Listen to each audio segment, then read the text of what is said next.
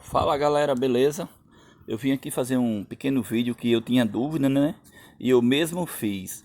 Depois de um bom tempo aí, vim pesquisando na internet aí como furar um cano, como mudar o ronco da sua XT660. Aí eu fiz esse pequeno vídeo aqui para mostrar. Pesquisei muito, até no Mercado Livre, cano ficava a partir de 1.200, 1.100. Eu não queria mudar a estrutura da moto. Então eu fiz o seguinte, galera. Eu fui aqui, ó, onde você tá vendo aqui a parte que tá o cano redondo aí, nas laterais dele, porque dentro tem uma chapa de ferro redonda, certo? Aí lá dentro, aqui nessa lateral aqui, ó, tá vendo? Eu com a furadeira fiz uns furinhos lá na chapa de ferro, que é assim.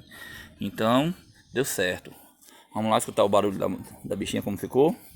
Eu particularmente gostei, entendeu? Do barulho, espero que vocês gostem também.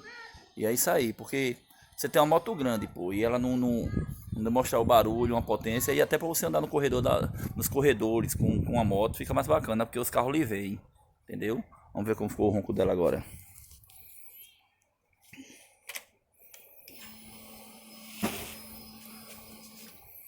Faz 5 dias que ela tá parada, né? Vamos ver aí como ela. Aí, ó. 5 dias parada, tocou na chave, pegou. 660. Frente da Lander, né? Que eu coloquei. Aqui, agora, meu filho, aquilo lá, viu?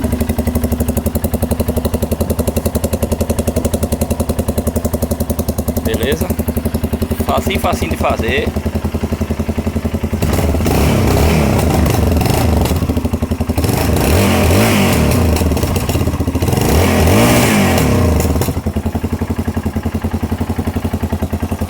Facinho de fazer aí.